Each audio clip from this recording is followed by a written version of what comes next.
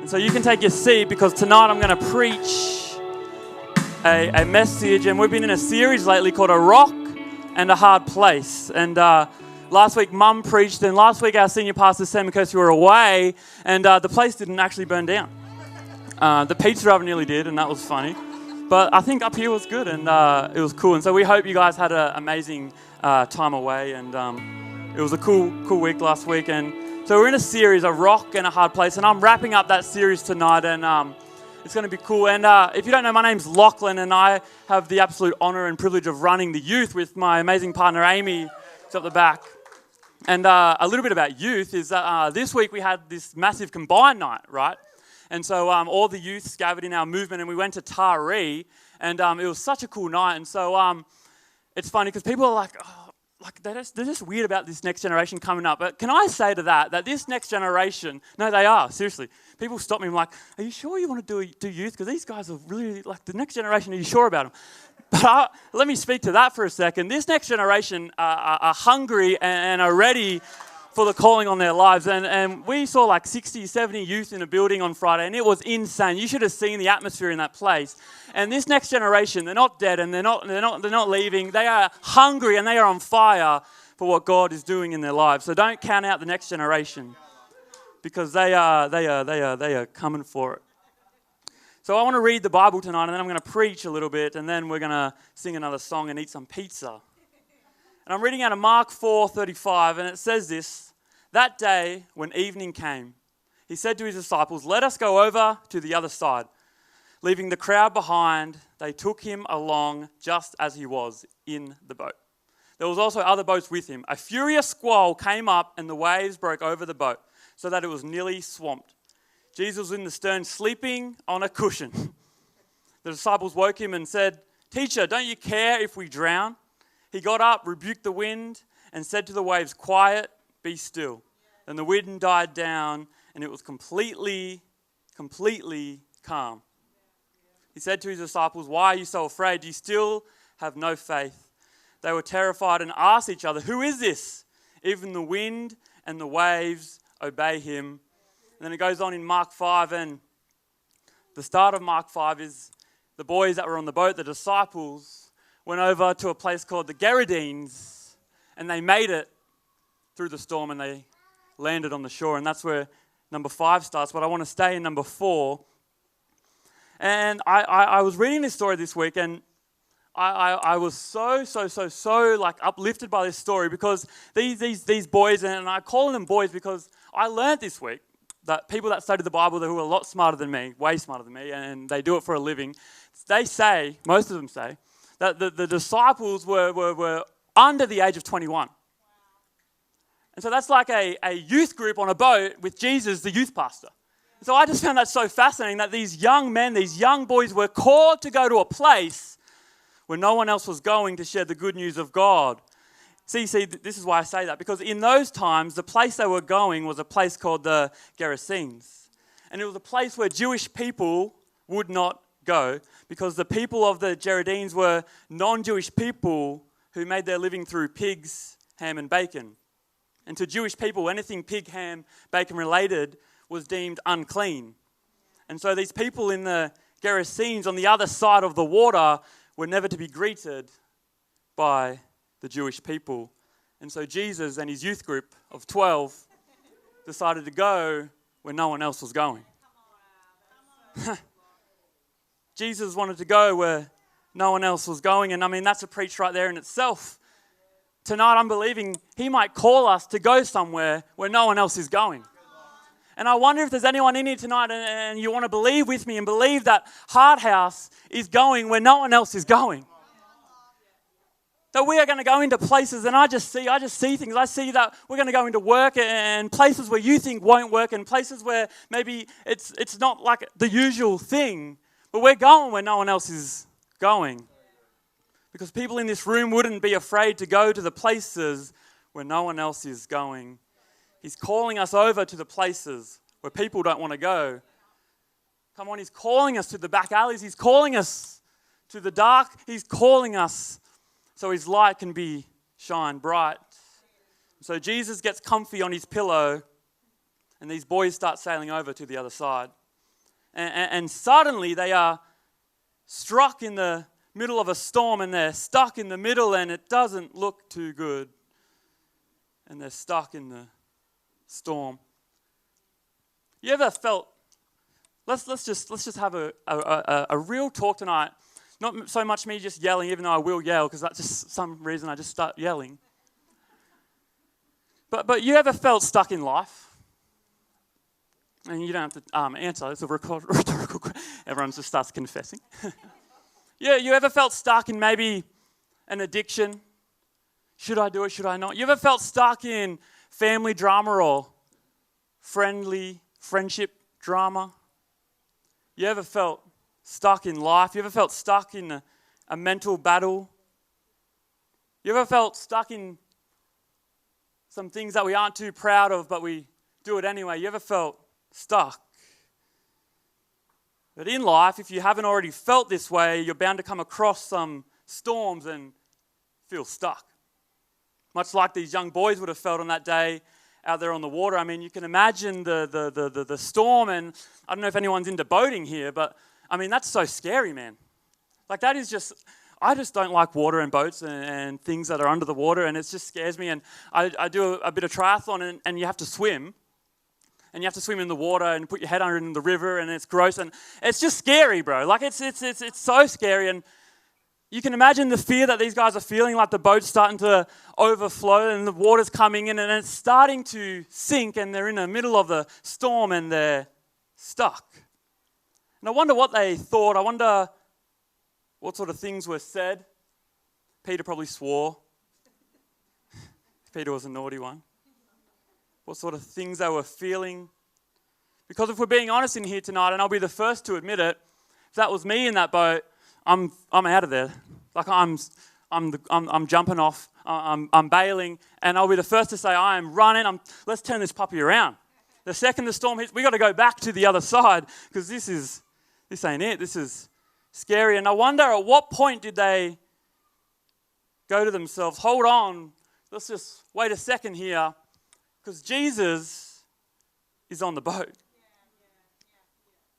See, the storm in our lives, it makes us want to run away and go back to where we came from. But can I encourage someone in here tonight, instead of running back to where we came from, we ought to run to Jesus who's in the boat with us. Jesus was in the boat with these young boys, and they ran to Jesus. For when they come to Jesus in panic and in fear, Jesus doesn't match their panic and fear, but more or less says, you guys are kidding, right? Like, this is, you know who I am. Like, this is sort of a joke. He doesn't match their panic and their fear. He just simply goes, wind, get out of here, man. Waves, you're done with. I mean, someone needs to hear this tonight. When we run to Jesus, he doesn't match our panic and our fear.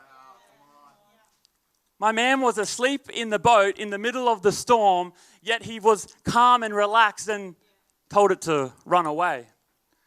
We've got to run to Jesus, and he doesn't match our panic and our fear. He told the wind to go away. No need to panic, boys. No need to abandon ship. Remember, I got this. And here's the kicker.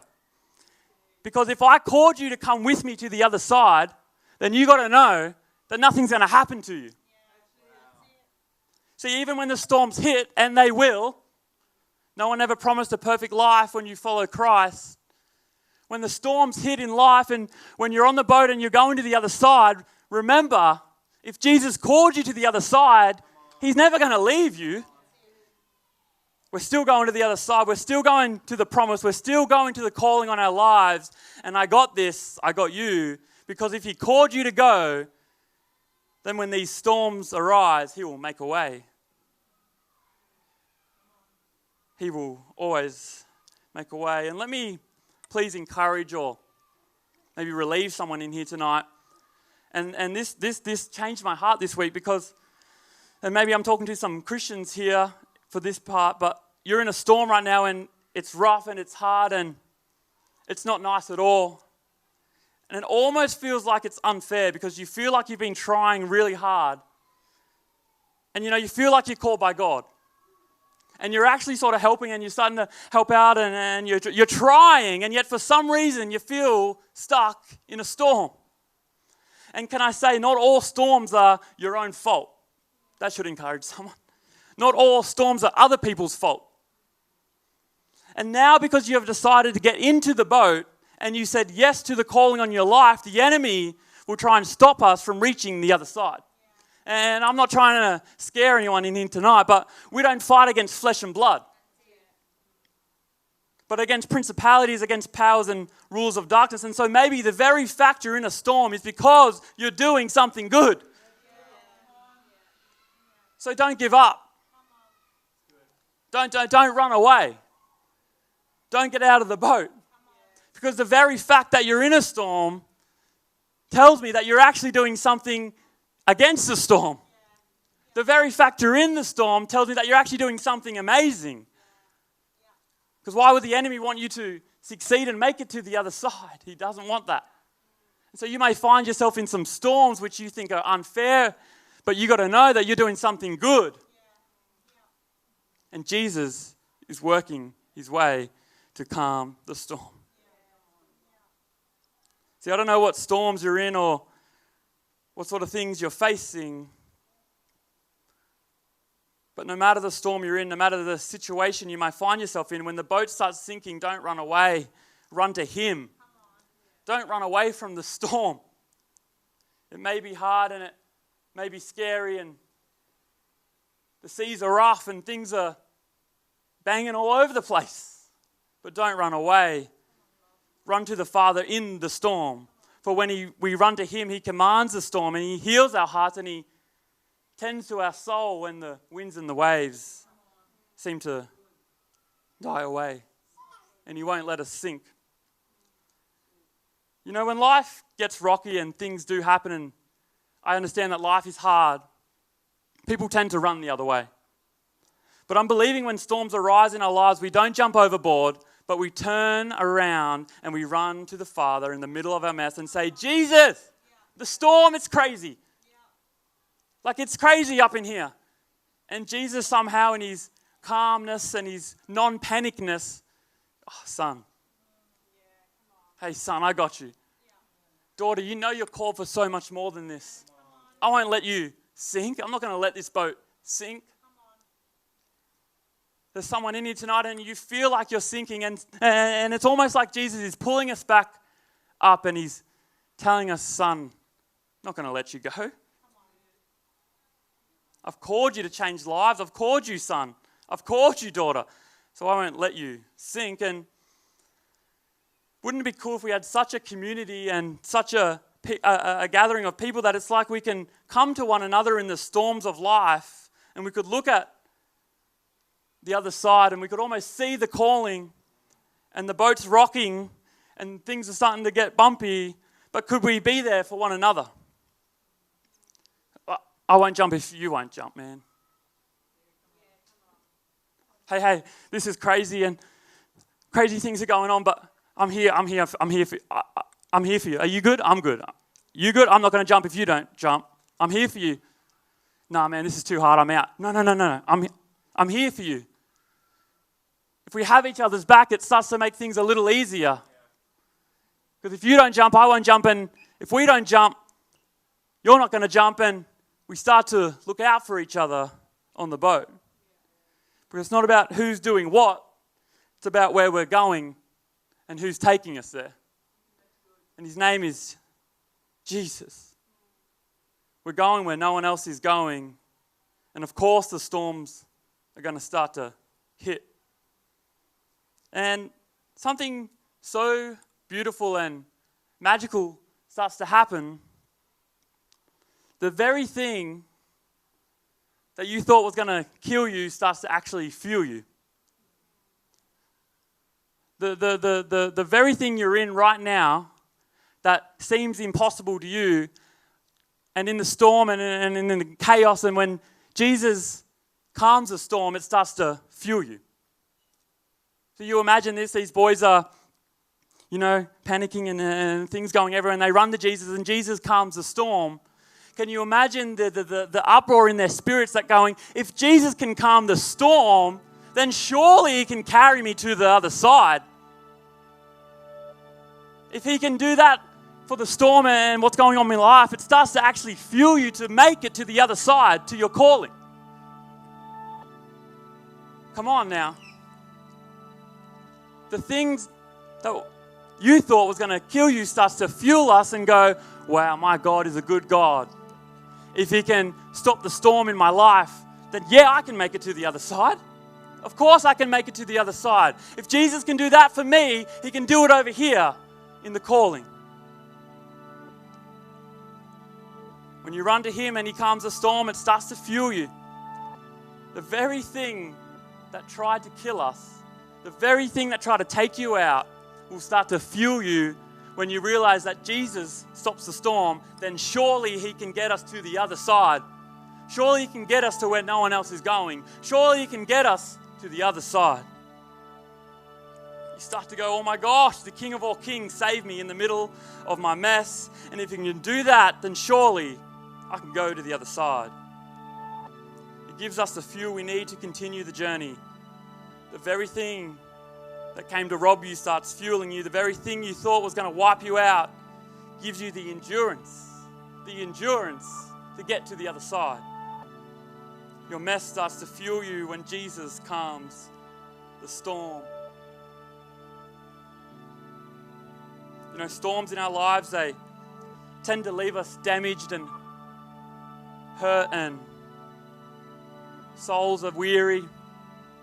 You know, Jesus saved them boys on that boat, but the boat was still full of water and things would have been all over the place. And so I'm sure Jesus, when he calmed the storm, there would have been a time of celebration. Those boys would have been like, oh my gosh, this is insane. Those boys would have had a time of going like mind-blowing things were happening.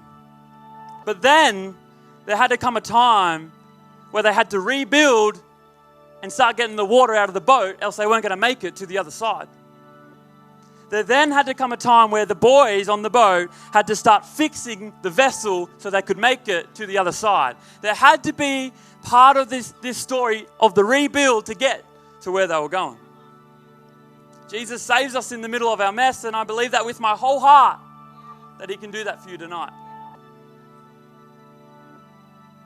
But life is hard, man, and after a storm and after things in your life go wrong and family drama is over and you have been healed and Jesus does calm the storm in your life, then comes a time to rebuild, church. So that you can continue the calling of God on your life. You might be saying, I don't even know what calling is, Lachlan. Who are you, man? Why am I here? And what are you doing? Why is there a guy wearing too much brown yelling at me? Well, this is just confusing. What is calling? You were called before you were even born, my friend. Whether you believe it or not, you're called for greatness. Whether you think I'm full of crap right now, you're called for something awesome and God's got something good for you. And my friend, you are called for good things. Bro, you don't even know, man. You don't know. I've stuffed up just too many times. Too many times God can't use me. Yes, he can. Yes, he can, friend.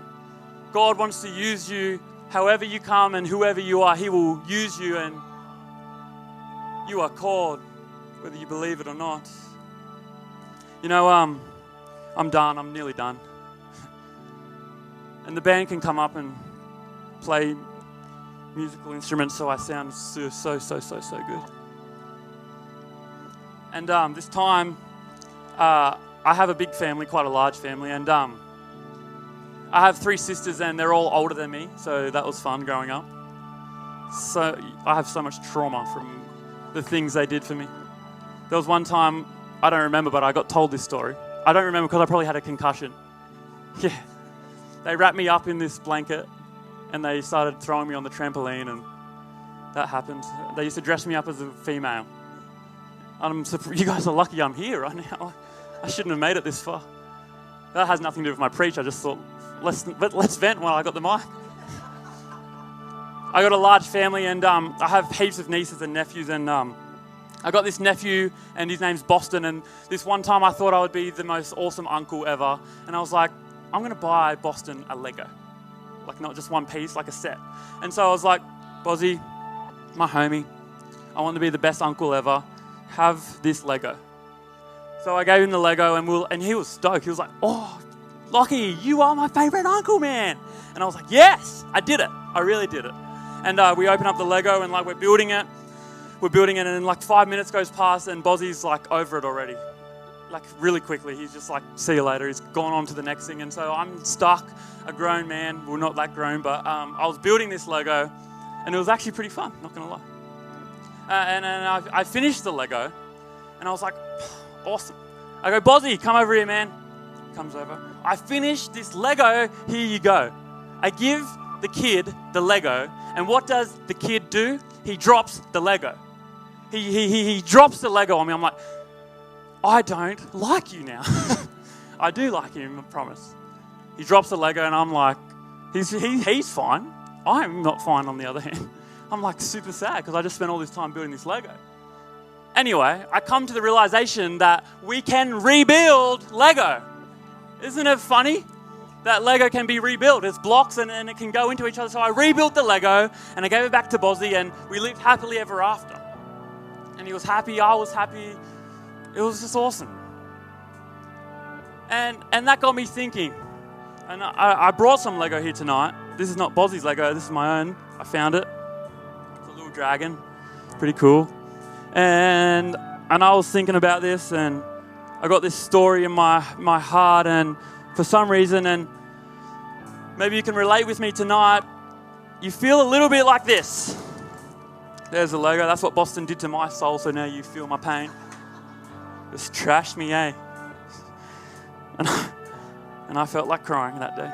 Anyway, the Lego's on the ground. Anyone ever felt it? You don't have to raise your hand, imagine. Everyone just starts, yeah, I feel broken, bro. And life can sometimes, after a storm has hit, yes, Jesus will save you in the storm, but sometimes after the storm, we can tend to feel a little bit like we're in a million little pieces on the ground, like Lego that's been smashed by my nephew. And we can start to feel in pieces, broken. Not worth too much when we're in pieces. I mean, he did that for me in the storm, but I mean, I just feel like I'm in 100 little pieces. Tonight, I believe that the King of all kings and the God of all gods and Jesus Christ can rebuild you into the person that you're meant to be. Because here's the thing, friends. Lego is cool and all, but you can rebuild it. And here, look at this. We can be rebuilt. We can be rebuilt. Here's my other dino. And we can be rebuilt.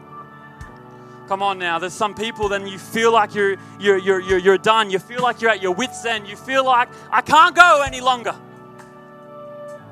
You feel like you're in 1,000 tiny pieces. Can I say tonight, God wants to rebuild you into who you are meant to be, because we need you, friend. We need you.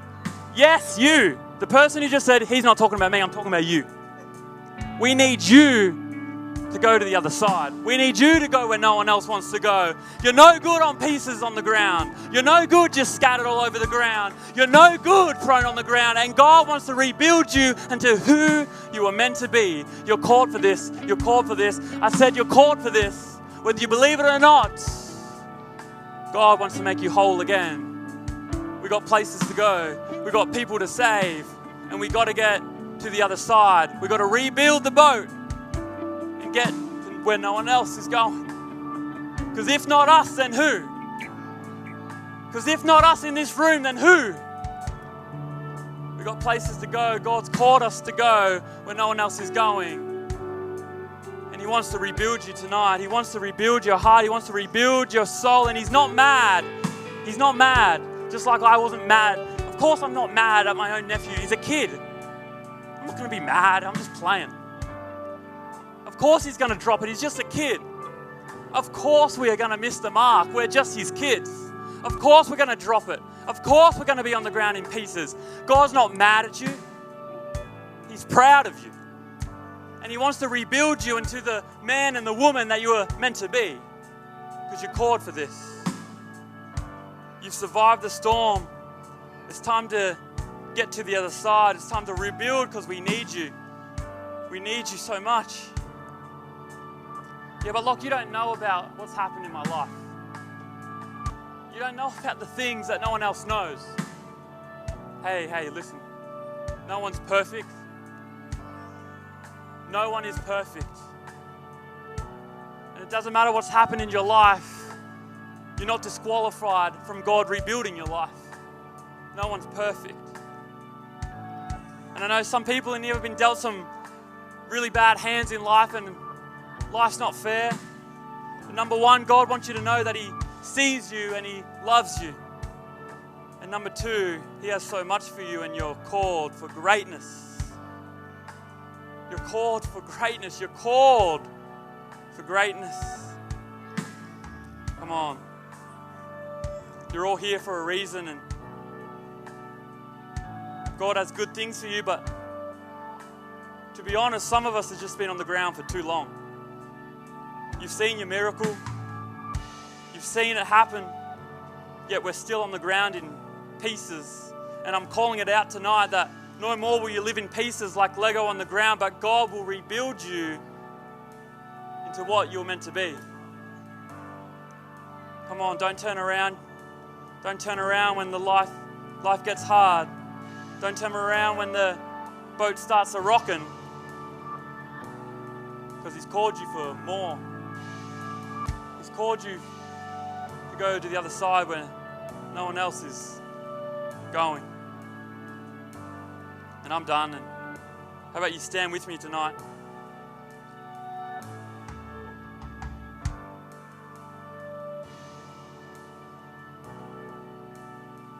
And you can close your eyes and bow your heads. In a moment, we're about to sing a song. And I believe in a moment that God is going to start to rebuild and do some crazy things. There's going to be a few types of people here tonight, and you'll identify which one you are, and maybe you're more than one. There's those of whom tonight, for this first time, and I believe this with my whole heart, you're about to jump into the boat with Jesus for the very first time. You might be feeling called for more. You might feel like, you know what, I want to give this a go. I don't really know what this guy's talking about, but it feels good. And I'm going to jump in the boat for the very first time. There's those of you that are in the boat and the storms are starting, and you feel like you're stuck. You feel like you're in the middle of a storm, and you just feel like you're alone, and you feel like, is there any way out of that? Is there any way out of the storm?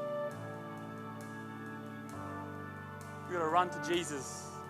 Run to Jesus. He's on the boat with you. Run to Jesus. Don't run away. Don't run away. Don't run away from the Father. Because the world has this misconception that we can't run to Jesus when life gets messy.